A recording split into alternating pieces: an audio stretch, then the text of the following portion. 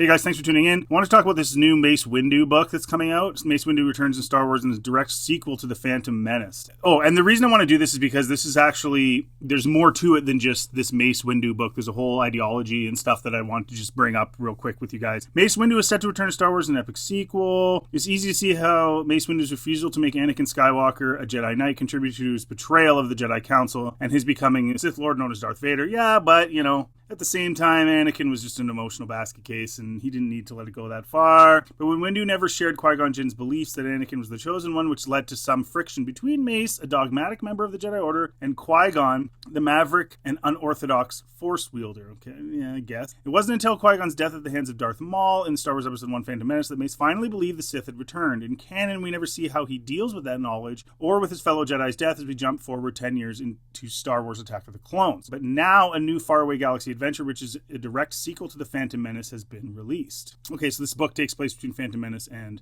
Clone Wars, which is 10 years. There's lots you could do there. Written by Steve Barnes, who penned Star Wars Legends novel The Cestus Deception. Thank you for hiring a writer that is not a fan and is not some nepotism hire or diversity hire or any of those things. Thank you for hiring an author that has actually authored a Star Wars book that people like, not just some person that hates Star Wars and hates its fans and says that on social media and tells them not to buy their product. Like, anyways, so this was actually a half-decent decision. Hey, there you go. Star Wars The Glass Abyss finds Mace Windu, who's played by Samuel L. Jackson in the films, receiving a posthumous message from Qui-Gon, which sends him on a dangerous quest to a never-before-seen planet. That's kind of cool. So he sees probably on a hologram or something from Qui-Gon, and after Qui-Gon dies, he sees that and feels like he needs to go and fulfill whatever that message was saying to do. I like that. I was thrilled to be asked to write Glass Abyss with an opportunity to explore Mace Windu, Barnes told StarWars.com. I was busy with television work, but how could I pass up this chance? A chance to wield the purple lightsaber, with the support of a great team. I crafted a story of mystery, adventure, betrayal, and romance on a new planet, Metagos, a seething criminal cesspool that was a once thriving and beautiful world, a place where a single supreme warrior willing to risk all can make the ultimate difference. Hey. Barnes goes on to remind fans that Mace Windu was among the most powerful Jedi in the faraway galaxy before his brutal death at the hands of Chancellor Palpatine and Anakin Skywalker,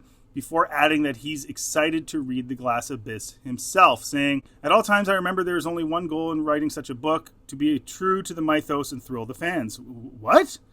True to the mythos? The one goal isn't to bring in modern social politics? Really? To give them a fun, suspense, and heart-stopping action that they've come to expect from one of our greatest mythologies and create more of an inner world for one of the most powerful Jedi in the galaxy. I can't wait to share The Glass Abyss with fans. Heck, I can't wait to read it myself. Though we've seen Mace Windu return many times since the prequel trilogy and animated shows as the Clone Wars, the fact that he's about to lead his own brand new adventure in the aftermath of The Phantom Menace is exciting to say the least. Fans of the character have been crying out for Samuel L. Jackson to reprise his role in live action for years, while many refuse to believe the Jedi even died after being electrocuted by Palpatine's force powers and thrown into an aerial traffic lanes. Of course, saying, no, he's dead, just leave him, he's dead. And I'll get into this further. That said, the Star Wars franchise is known for bringing back characters back from the dead, such as Maul. Yes, bringing back a guy who got cut in half, in my opinion, was ridiculous.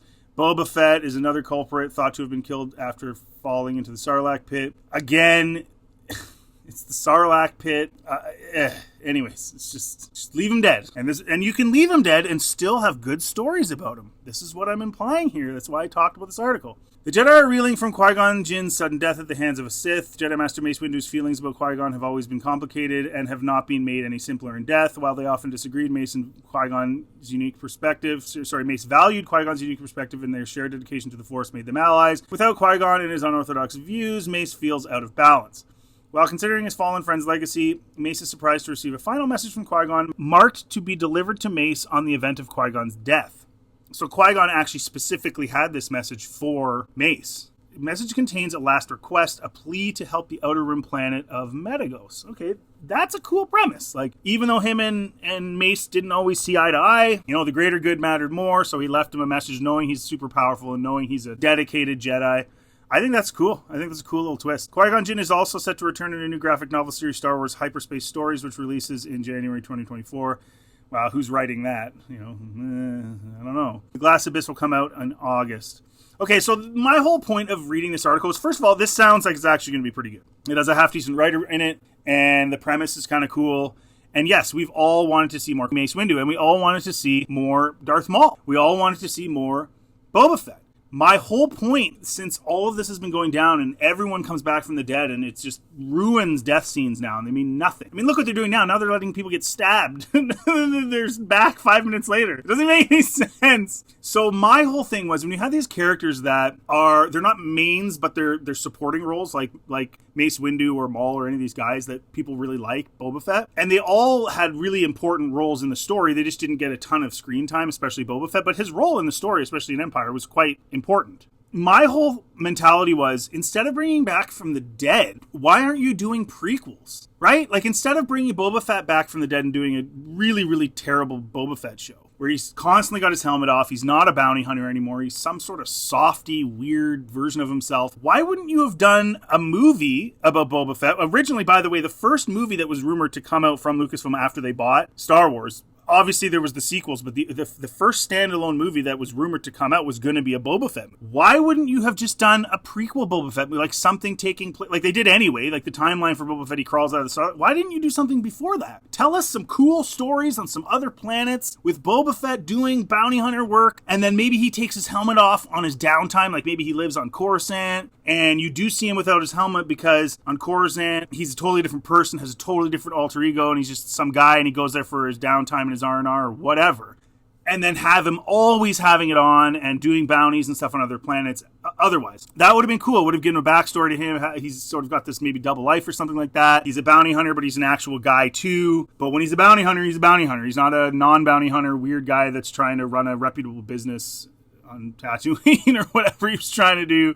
It was so weird. But the same with Mace Windu. Instead of bringing Mace Windu back post-death, why don't you do a like this? Make really cool stories like this book has the potential to be. Maybe tell this story in a live-action thing. It doesn't have to be post-death for it to be interesting. I don't understand this whole mentality. Same with Darth Maul. My whole mentality was, why are they bringing back Darth Maul and introducing witches and witchcraft, which isn't really Force. It's different. It's like classic witchcraft, which kind of makes Star Wars more generic. Instead of doing that, why wouldn't you do a story about Maul pre-Phantom Menace? Right? Where he's doing things for Palpatine, maybe show him and Palpatine coming together for the first time, and Palpatine seeing the potential in him and the force power in him or whatever. Maybe he does something wrong and he gets caught or something and he's imprisoned, and then Palpatine recognizes his force abilities and then goes down and recruits him. Whatever. You could do a whole cool movie, story, novel, comic series, whatever about that. Instead of bringing everybody back from the dead and having no one die from lightsaber stabs. It's so stupid.